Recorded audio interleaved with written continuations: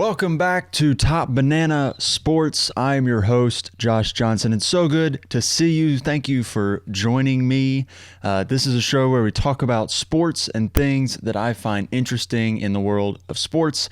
And today, there's some very interesting things that I want to dive into. The first is there are two players specifically in the world of sports that have been dominating their respective leagues for as long as I've been alive. LeBron James and Tom Brady have been at the peak of their powers for as long as I can remember. Tom Brady had perhaps his best season in 2011. He was amazing in 2008 when he had, or in 2011 when he had Randy Moss, and they chased an undefeated season. And LeBron James has been LeBron James since 2005. He has been unbelievable and arguably the greatest player of all time. Tom Brady is undoubtedly the greatest football player in the history of the NFL. But the thing that I find most interesting is that they are both playing at a high level late into their careers. LeBron James, a couple days ago, dropped 46 points. He's averaging 41% shooting the three ball. He's averaging this season 25, 7, and 7 in his age 36 season. That doesn't happen in basketball. Players are washed by the time they're 36. LeBron James is the best player in the NBA, and I don't even know that it's a tough argument. He's the best player on the best team in the NBA, doing everything for them. Anthony Davis has taken a step back this season, which many people didn't really see happening, and there are some concerns about when they get into the playoffs, is Anthony Davis going to take that next step to assume the mantle of the Lakers' best player? But that's very difficult to do when LeBron James is playing at this obscene level. Now, as I'm saying this, the Lakers have just lost 2 games in a row, but Anthony Davis did not play in their most recent game against the Detroit Pistons, where they got destroyed, and they lost at the very end to the Philadelphia 76ers. To me, they're not very concerning, and I still believe the Lakers go on to win the NBA championship. There's so much cohesion and togetherness on that basketball team that you can't pull against them. You cannot. They are the type of team that you just kind of believe that when the going gets tough, they'll come together and they'll find a way to make it work. Tom Brady he's 43 years old. He just finished a season where he passed for 4,600 yards, had 40 touchdowns and 12 picks, and he has led the Tampa Bay Buccaneers, who have not been good since John Gruden left, to the Super Bowl. Last year, the Tampa Bay Buccaneers had Jameis Winston at quarterback, and he threw for 5,000 yards. He also had 30 interceptions, but he did throw for 5,000 yards, and they went 7-9. This year, Tom Brady comes in, throws for 4,600 yards and 40 touchdowns, had a better season, in my opinion, than Jameis Winston did last year. If you just forget about the interceptions, he had a better season. He had less yards, more touchdowns. And the most important stat of them all, they were 11-5, and they're now in the Super Bowl, winning 2 straight road playoff games, or 3 straight road playoff games. They had to play on the road at Washington. And that is unfathomable to me. The fact that Tom Brady is in the Super Bowl again and Bill Belichick is not his coach. He's not wearing the blue of New England that I have seen him wearing my whole life. I've never seen this before. And he's doing it with a franchise that has not been able to get here since 2006. They have been mediocre at best, middling in that division. They've never been better than they were a year ago at 7-9.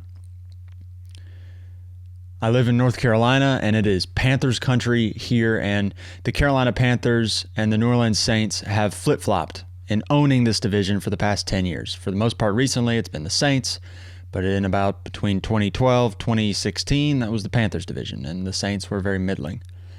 And the Buccaneers were never a threat. The Atlanta Falcons went to the Super Bowl one year. They made the playoffs a few times. The Buccaneers are always the worst team in that division. And in one year, Granted, there's a ton of talent. That team is flush with talent. But in 1 year, Tom Brady comes and they're good again. Now, some of it is he has 5 good receivers. He's got 3 good tight ends. One of them did get hurt for the rest of the year. They have a great offensive line. They've got the number 1 rush defense in every category. They've got a young secondary with a whole lot of promise. Antoine Winfield looks like a stud, and they're good again. And some people are saying, well, it's Tom Brady changed the culture in Tampa. And I do think there's something to that, but Tom Brady is smarter than the average Joe. I was watching Colin Cowherd the other day, and he had Greg Olsen on. And Greg Olsen was talking about how he had the opportunity to choose between Buffalo and Seattle this past offseason for where he was going to finish out his career. And I found it very interesting that those 2 options seem like great options. Buffalo is on the rise, and this year they had an amazing season. I'm sure he would have loved to have had that one back, considering how things ended up. But he chose Seattle, a winning quarterback, a winning organization, a great general manager, an all-time coach, and they got bounced in the first round of the playoffs. Well, Tom Brady, when he had his decision, what were his options? We remember it was go back to the Patriots. Running back. That didn't happen, and I think that relationship was tarnished beyond repair, at least to the point that Tom Brady was going to leave after playing there for 20 seasons. It was the Tampa Bay Buccaneers. It was Denver. You heard a little bit. You heard the 49ers are going to get Tom Brady. They're going to trade Jimmy Garoppolo for Tom, and then they're going to run it back and go win the Super Bowl, get back to the Super Bowl in San Francisco. And he chose Tampa. And I remember that it was such an odd moment where he's going to Tampa. Tampa hasn't been good in ever. They made the Super Bowl once and lost. No, they won a Super Bowl. So he goes to Tampa. And then you start to hear rumblings about, oh, Gronk is going to come out of retirement. Okay. So you have Cameron Brate, you have Gronkowski, and you've got O.J. Howard. He's flush with tight ends. Then you hear more about Antonio Brown is going to come out of retirement. He's going to sign with the Tampa Bay Buccaneers. So you get Gronkowski and Antonio Brown, and you have Chris Godwin and Mike Evans, and you draft Tristan Wirfs. He says, oh my God, Tampa's good again. But there's no way they make the Super Bowl. There's no way. That team went 7-9 last year. They're a little bit better, but there's no way they make the Super Bowl. They're in the NFC. They're going to have to go through Green Bay. They're going to have to go through the Saints. They're going to have to go through Seattle. Oh, wow. They just beat the Saints, and they just beat Green Bay. And Tom Brady's back in the Super Bowl. LeBron James and Tom Brady are running the NBA and NFL, and they're doing it at an advanced age that we have never seen before. Athletes now are better than they ever have been, later into their careers than they ever have been. Drew Brees will likely retire, be a Hall of Famer, and he was viable as a starting quarterback at the age of 40. Big Ben was 38 and viable as a starting quarterback. Phillip Rivers played until he was 37. Aaron Rodgers is 37 and he's about to win the MVP. But the ones who've done it better than everybody else are LeBron James and Tom Brady, and they are all-time greats. And I think we all need to take a moment to appreciate what we are watching from these two athletes. We will never see the like of them again. There have been a lot of rumors that Aaron Rodgers is on his way out of Green Bay. After his press conference, after their loss to Tom Brady's Buccaneers, he was non-committal about his future in Green Bay. He mentioned players like Mercedes Lewis and Aaron Jones and Corey Linsley, saying, we don't know what the future holds. But the weird part of it is Aaron Rodgers is not an impending free agent. He has multiple years left on his contract, and there have been some rumblings that maybe Aaron Rodgers is on his way out. He had an interesting quote after that game where he said that his future is a beautiful mystery. There's been a team that has been slowly taking pot shots at their quarterback in Los Angeles. Sean McVay said Jared Goff is their quarterback for now, and the general manager of the Los Angeles Rams said that Jared Goff is their quarterback right now for the moment, which is very interesting because he followed that up by saying that their quarterback situation is a beautiful mystery. Wait, Aaron Rodgers just said that, oh God. Are they going to try and trade for Aaron Rodgers? And if they do, how are they going to make it work? Aaron Rodgers will count a significant amount of money against the cap were they to cut him at the end of this season, a season which he's going to win the MVP, and it would not be a viable option for them to even cut him until the end of next season. And they drafted Jordan Love, so okay, they've got the successor. But they can't cut Aaron Rodgers. You cannot cut Aaron Rodgers. He is coming off an MVP season. He got you to another NFC championship. But Josh, he's lost 4 NFC championships. He has. And he came up small at the end of the NFC championship game this past Sunday.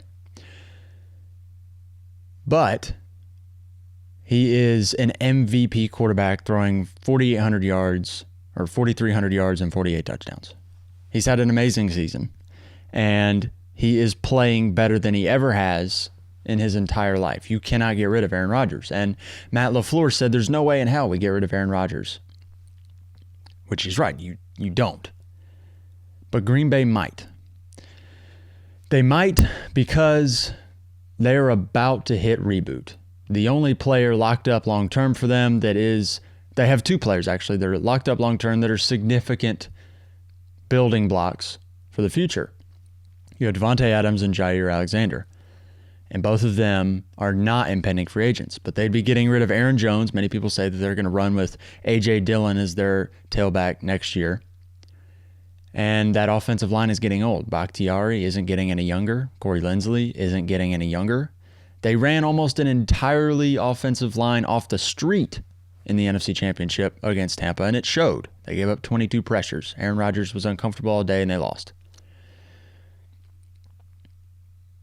If Aaron Rodgers is going to go anywhere, it would be the LA Rams. Now, what would LA have to give up? They'd have to give up a first-round pick.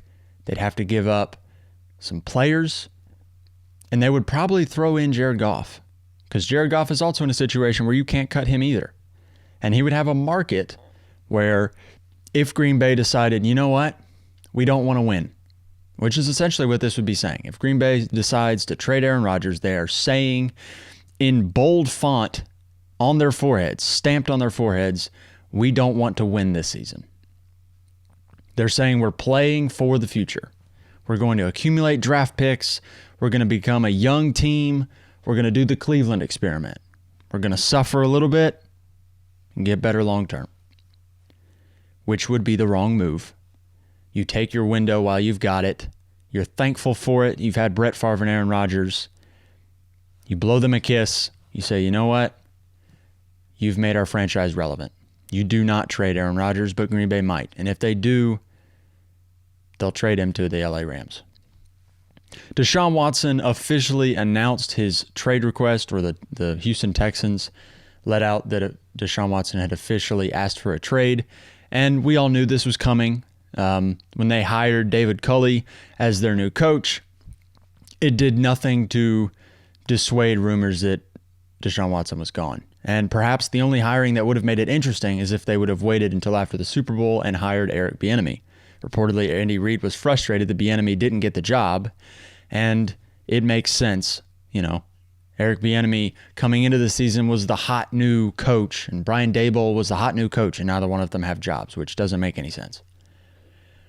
But Houston decided to hire David Culley, who's been a position coach in the NFL for a long time, north of 30 years, and he was the Baltimore Ravens passing game coordinator a year ago. Their passing game coordinator. Wait, what did Baltimore do really well last year? They ran the ball, and they didn't throw the ball. Okay. What was Lamar Jackson awful at in the playoffs? It was throwing the ball. They couldn't throw the ball in the playoffs. They averaged 13 points a game in the playoffs because they're so reliant on the run. They can't throw to receivers. They can't throw outside the numbers. Their passing game is average at best. Oh, and Houston went and hired the passing game coordinator. All right. Well, Houston is going to be the Jets. The New York Jets this past season were awful until about the last month when they were able to snag 2 games that they had no business winning. And they lost a third that they probably should have won when Las Vegas scored a touchdown at the end of the game. The Jets were so bad this year that they could not win a game. And even when they were trying to lose, they couldn't win that way. They should have had the number 1 pick, but somehow managed to win 2 games at the end of the year with a roster that is bereft of talent. They don't have a quarterback going forward. Their offensive line is terrible. They don't have weapons. They don't have a running game. Their defense is poor. Everything about the Jets was terrible this year. And it was well documented how poor the Jets were. But one thing we don't realize about Houston is that without Deshaun Watson, which is about to be their future, they are the Jets. Houston's roster is terrible. If you were to list their top 5 players, meaning players that are good at the game of football, you would list Deshaun Watson number 1, J.J. Watt number 2, Will Fuller 3, Brandon Cooks 4, and at 5, you're hard-pressed and you probably put Zach Cunningham. And you just asked me through your phone, who is Zach Cunningham? And that's the point. Houston is terrible, and they will be terrible. They don't have a coach that, frankly, inspires a whole lot of belief, considering his background, and they are trading away, or about to trade away, their best asset. Their only asset that makes you think Houston has a chance. J.J. Watt is north of 30, and you don't know how much football he has left in the tank, and he's going to be asked to be cut. He probably goes to a team like Green Bay, should they keep Aaron Rodgers. So their best 3 players are going to be Will Fuller, Brandon Cooks, and Zach Cunningham. Houston does not have a bright future. And I would not be surprised if when they trade Deshaun Watson, they probably trade for a couple players and a haul of draft picks, that they are abysmal next year. And they are a team that we look at as a potential 0-17, because there'll be 17 games next year, an 0-17 team. We get the privilege of seeing Tom Brady in another Super Bowl, his 10th, and particularly juicy storylines are coming all over the place. Number 1, Tampa is playing in their home stadium, which is the first time that's ever happened in the history of football. And they're playing the red-hot Kansas City Chiefs. Now, if you'll remember in 2017 or in 2018, in the AFC Championship, Tom Brady and his Patriots played a young rookie, Patrick Mahomes, fresh off an MVP season in Arrowhead. And in a thrilling game, Tom Brady stole one from Patrick Mahomes. Patrick Mahomes played exceptional in the second half of that game. It was a little bit slow in the first. And Kansas City probably should have won that game if D Ford doesn't jump off sides. But we get a rematch. Now, it's not the Tom Brady Patriots, it's the Tom Brady Buccaneers. And thank goodness for it, because the Buccaneers are light years better than the Patriots are this season. So much more talent. And we get the magnificent rematch that I didn't even know I wanted. I wanted before the championship games, I wanted to see Aaron Rodgers play Patrick Mahomes. I wanted offensive fireworks, and oh wait, I'm getting offensive fireworks. I'm getting Tom Brady versus Patrick Mahomes. 2 all-time greats. You get the GOAT of the NFL versus the quarterback that many people believe, if anybody's going to unseat Tom Brady as the GOAT, it's going to be Patrick Mahomes. There's never been a quarterback as talented at the game of football than Patrick Mahomes. For the longest time, it was Aaron Rodgers is the most talented quarterback to have ever played. And that argument has lost weight now that Patrick Mahomes has played his first 3 seasons in the NFL. In his first 2 seasons, he won an MVP and a Super Bowl. This season, he was close to an MVP, and he's got a chance for another Super Bowl. Imagine if Patrick Mahomes in his first 3 seasons has 2 Super Bowl rings and an MVP. That's unprecedented. That is amazing. And yet, the guy he's going to be lining up against, Tom Brady, is playing for his 7th Super Bowl ring in his 10th Super Bowl, which is equally unprecedented and will never happen again. Even if Patrick Mahomes plays 15 more seasons, he's not going to win 7 rings. That will not happen. You can mark that one down here. If he does, you can tell me that you told me so. But Patrick Mahomes will never win 7 rings. Nobody will ever again reach the level of success Tom Brady has had in the NFL. And for that, this game is infinitely intriguing. I'm so excited for the Super Bowl. I do think Kansas City will win. Their offense has been on fire. Patrick Mahomes played injured in the AFC Championship game, and they scored 38 points on the Buffalo Bills, and it was not a close game. They blew out Buffalo, a team that many people thought if anybody was going to beat them, it was going to be Buffalo, and they blew them out. Patrick Mahomes has an extra week to heal that turf toe, to heal that concussion, and he already played magnificently in the AFC Championship game to the point that if he plays that well again, I think the same script plays. Now, Tom Brady, in his past 2 playoff games, has not been on fire, and it hasn't mattered. When they played Washington on the road in the wild card, he threw for 384 yards and a touchdown. Fair play to him. That was a great game. But the interesting thing with Tom Brady is he's not going to give you 100% every single game. He's not going to be Tom Brady every single game. And we've seen that over his past 3. If you just take his playoff games, if you just look at those, the regular season, he was magnificent. But if you look at the playoff games, the games that Tom Brady is always spectacular in, he's been okay. He had that 384 and 1 touchdown against Washington, followed that up with 199 yards and 2 touchdowns against the Saints, which is, it's fine. It's nothing special. They won that game because Drew Brees threw 3 interceptions. And then they played Green Bay in just the most bizarre playoff win I've seen in a while, where they should not have won that game. Tampa Bay should not have found a way to win. They were atrocious in the second half, and Tom Brady threw 3 bad interceptions. His first one, he threw overthrow and a double coverage, and it was picked off by Jair Alexander. He's targeting Mike Evans up the sideline, overthrew him. Safety comes in, picks it off.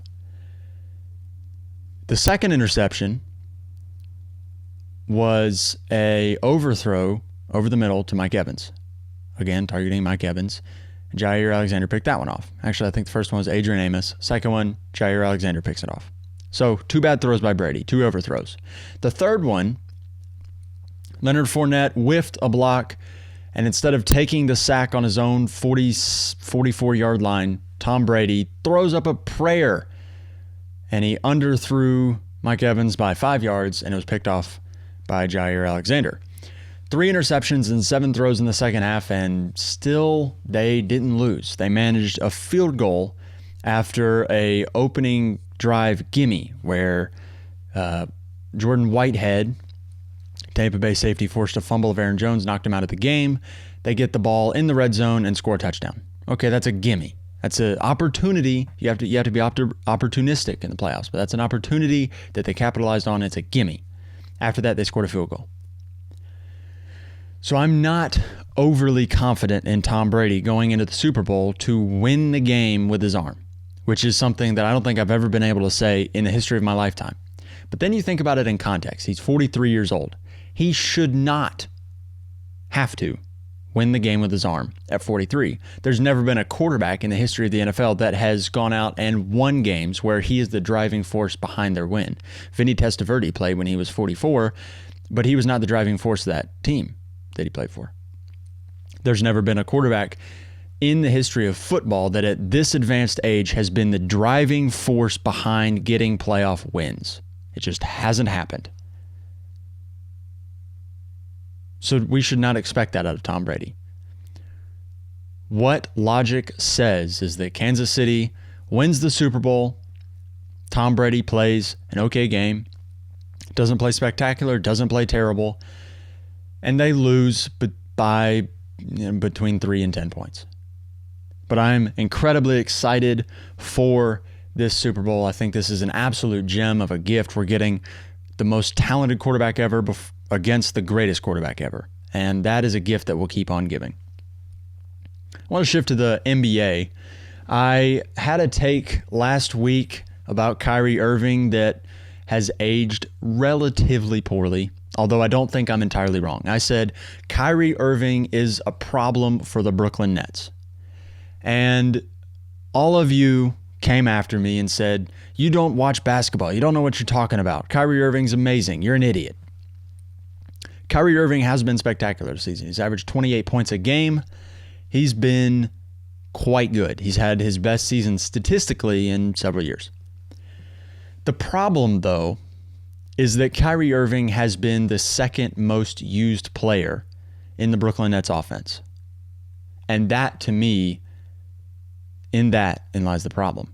I think Kevin Durant has been spectacular off of an Achilles. He's averaged 30 points a game. He's been unbelievable off of an Achilles injury that you just are not this good this quick off of an injury like that.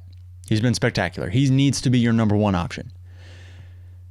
But James Harden needs to be your number two option, not Kyrie Irving.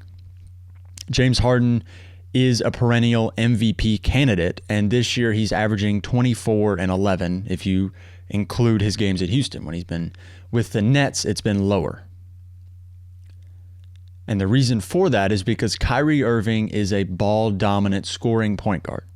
And he's done that very well this year. He has scored the ball incredibly well. He's averaged 28 points a game. But what does Kyrie Irving do besides score? Well, he's not a superb defender. He's not even really a great defender. He's not a great distributor.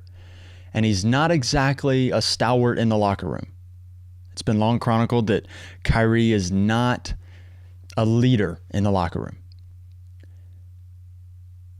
So if his specialty is scoring the ball, and his ceiling for scoring the ball is lower than the two other players that he plays with, it would follow that he should be the third option in that offense. And from what we've seen so far, he's been the number two option.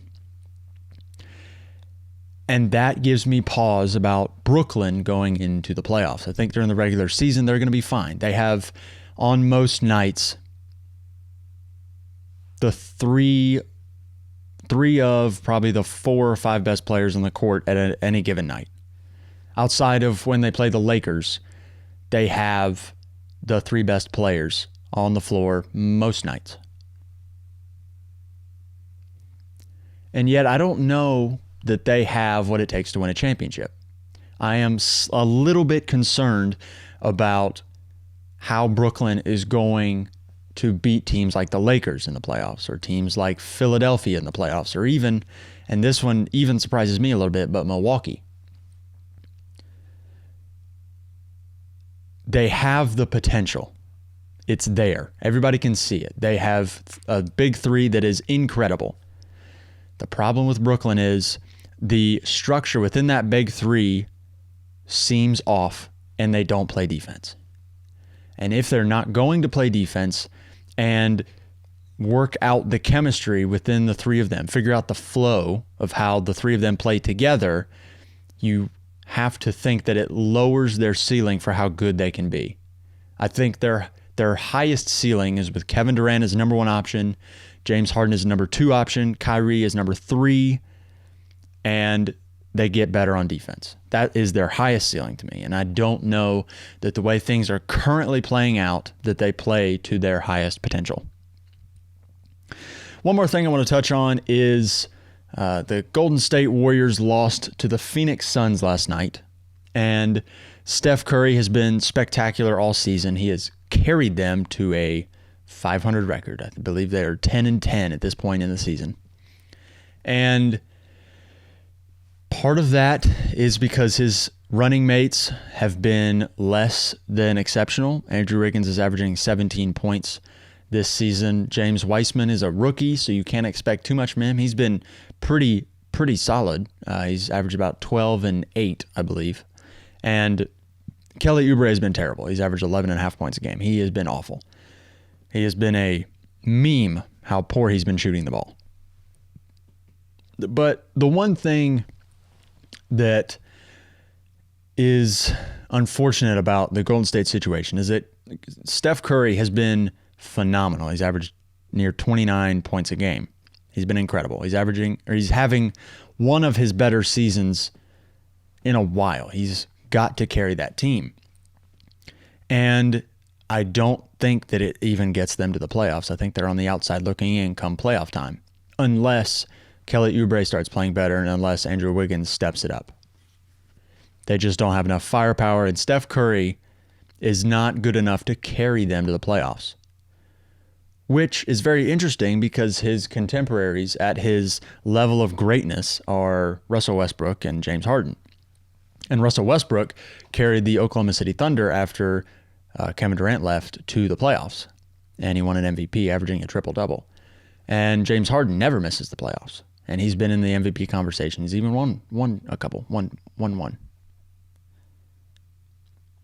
And Steph Curry won't get his team to the playoffs, which I think is the very nuanced argument when you're thinking about Steph Curry. He has changed the game of basketball. Shaq said it the other night that he believes nobody has changed the game or has been as dominant at basketball when in reference to his own career as LeBron and Steph Curry. LeBron and Steph, he believes, are the only two people more dominant than Shaq at the peak of his powers. LeBron and Steph have changed the game of basketball. Steph has made the NBA a three-point shooting league.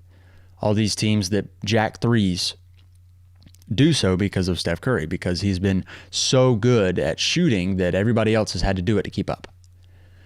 But Steph can't carry a team to the playoffs, which is the one knock on his greatness argument, that he is so good. He's unbelievably good.